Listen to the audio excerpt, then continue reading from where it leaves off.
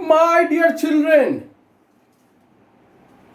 that's how you send a rocket high up in the sky during Diwali. Well, don't you?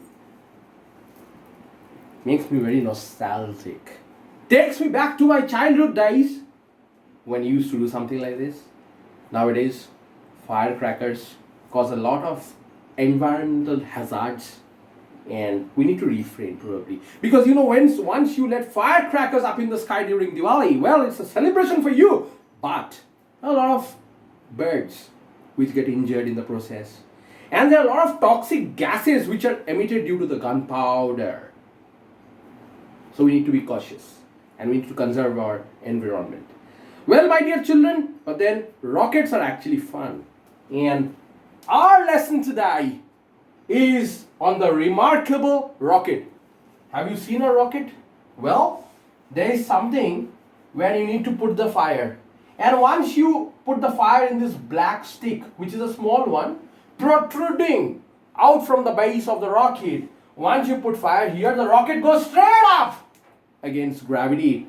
My dear children, our story is about a rocket talking to some of its firecrackers, okay, which are the brothers. Have you ever imagined, when you sit with your friend and gossip, well, what would be it like when inanimate objects which got no life, what would happen if they started talking to one another? Have you ever imagined? Well, this story is about one rocket which is very arrogant and supercilious, means egoistic, tells about its emotions, about flying high in the air to the other firecrackers. We'll see that. But before that, let me give you a backdrop. Well, Oscar Wilde. Oscar Wilde is an Anglo-Irish poet, and he is famous for a lot of short stories. One among them is this one, The Remarkable Rocket, and the other one is The Canterville Ghost. I don't know if you have read this novel. Well, Oscar Wilde, you will always find his creations in every library. My dear children, this one is a little fictional, where you will see a rocket talking about its family and how worthy it is to make a royal wedding all the more special. Talking about royal wedding, there was a prince once, the king's son. He waited for 1 long year to get married, and finally he got his match. So our characters in the story, the king's son, who had dreamy violet eyes and fine golden hair, his would-be bride was from Russia. The princess was extremely gorgeous, so beautiful that when she came in a sledge all the way from Finland, people were completely surprised to see how beautiful and how pale she was. They showered flowers on her. She was pale, and that's the reason I have a simile here, my dear children. Simile and metaphor, do you remember? Pale as white rose. Adjective describing the appearances of the princess. Pale as white rose. When you are comparing two different things using the word as or like, it's a simile. Pale as white rose. And our third character here is this rocket. This rocket is basically an attention seeker. Well, there are a lot of people, who keep on honking their own horns. They keep on telling, what? The moment a person says this, you will understand, well, he's an attention seeker and he's egoistic, arrogant. So this rocket was actually arrogant because it was very proud of what it was. I'll introduce you to some firecrackers which you will find while you read through the chapter. First one is the rocket, obviously. There is one other one called the Roman candle.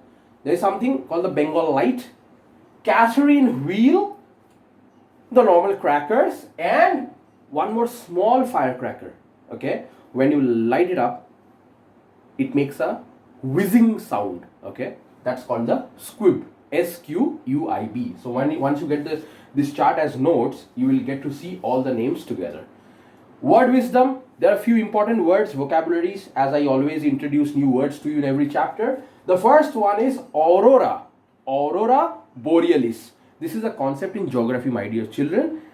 Well, I am not going to explain this to you right now. When we meet at 2 p.m. on Tuesday for our doubt clearance session, I want you to tell me what this concept is all about. Aurora borealis. You will come across this particular word in your lesson. Aurora borealis. Next, what is pyrotechnician? Well, these are people who work as firecracker experts. So when you have a royal wedding or any such occasion where there are firecrackers to be lit up, these are the people who are responsible. Third one is, I've already told you this, supercilious. Supercilious. It means somebody who is very arrogant. Fourth word is disposition. Disposition means a particular assignment or mission. And the final word is deputation. Well, deputation is a word which is used for delegating responsibilities to a particular person. So when you say, oh, Pratik sir has given me an assignment, so I have deputed you for that assignment. So I have put you on work, on task for that particular assignment. On that note, now that the introduction part is over, now that you have an idea, so let me tell you the story. So this particular prince was supposed to get married to one of the most gorgeous ladies in this planet Earth, and a royal wedding was fixed. And the first point in our event flow chart is the royal wedding, which went on like for 5 hours. There was a state banquet where there were a lot of, ambrosial and delicious food items on offering, and there were a lot of VIP guests. Next, it was followed by a ball. So a ball, basically, if you have seen international weddings, you will see the couple, okay, doing a very romantic dance like this. Well, I don't have a company. If I had, I would have showed you. So it's like this, okay? You dance very slowly and peacefully as if it's like a romantic dance. And finally, this event was supposed to be concluded by celebration. How do you celebrate? By a firecracker show, okay? Whoosh, boom, to make it all the more grand. The location that was chosen for the firecracker display show at the end of this event was the end of the King's Garden. And finally, when all the proceedings were over, finally it was time for the firecracker show.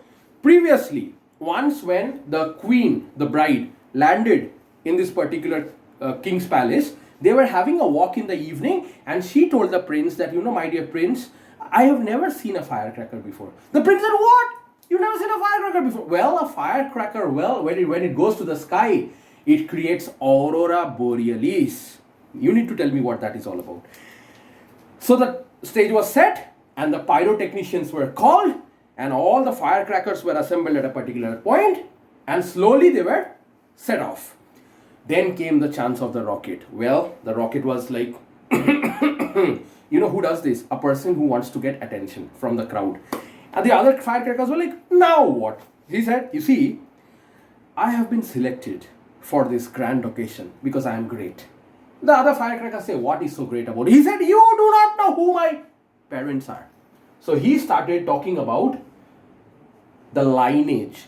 Lineage. What's a lineage? Lineage is basically the family that you come from.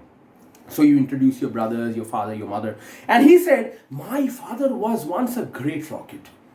And his documentary was scripted on a journal called Court Gazette. It's a newspaper. He was so great. And my mother was a glamorous Catherine Wheel. And I am the offspring. I am the child. So you can understand my lineage. I'm great. And I have been selected just to make this occasion special. The other firecracker said, you would cry, probably, in enjoyment. The firecracker said, this rocket said, yes, I might well cry. And he started crying, honestly. And when he cried, the teardrops rolled all the way through the body and came and made this particular point where the gunpowder was there, it made this point moist. It made it wet. Now when the turn of the rocket came to be sent off in the air, when the pyrotechnicians put fire, just like how I showed you, when they did it, the rocket did not take off because it became moist all the way. So by the time they thought, oh, this is of no use, they took it and they disposed it off. The rocket said, okay, that's all right. Maybe I have been selected for a better purpose, a bigger purpose than this one. Fine, I will have my disposition very soon.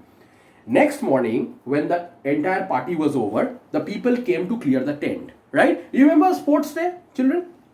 Once the sports day was over, the people, have you seen the shamianas and all the tents that were made? So once that was over, the next day the people came and pulled that down, right? Because it's a contract. We pay for each die. So they came, they took all the tents away. The wedding was very successful. This rocket was lying down there. Suddenly one of the workers saw that this rocket was lying down. He took it and he said, bad, bad. Because it was worthless. So he said, what's this rocket doing here? Throw it out. This rocket said, oh, he didn't say bad and bad. He said grand and grand because I am grand. It must have been that somebody must have heard it wrong. They must have heard it bad, but no. This worker said that I am grand. And it was lying down in a heap of rubble until two children came from somewhere. They were having some firewood and they were having a kettle in which they had to boil water. So they saw the rocket and they said that, hey, we can boil water if we light up this rocket. So let's do one thing. Let's pile up all the firewood. On top of that, they kept the rocket and they lit it. Fine. And the pot was kept on that. Meanwhile, when the water was being boiled, these children felt that, oh, we can have a siesta. Siesta is the afternoon nap, which people have after lunch, especially old people. So they went to sleep. And when they did that, this rocket was calling them, hey, you don't know who I am. You have kept me on a pile of firewood. Well, and you know, when all these things were happening, what to say? The moisture was going away, okay? And this part, the gunpowder here was getting dry. And what happens when there is fire and the gunpowder is dry? The rocket took off. It did take off. It did take off. And you know, when it took off, it was so happy. It was an arrogant rocket. So it said, hey, it's time for me to take off. Although it's morning now. Oh, it's morning. But I'm still taking off in the morning because people would see me more than they would have seen my grace at night. So I'm taking off. Hello, everyone. Hello, world. It's time for me to go up, okay? Now I'm dry and I'm on fire. I'm going to take off. But you know what? Unfortunately, the children were asleep. They didn't even give a botheration for that. On that note, my dear children, our story ends. The story of a remarkable rocket.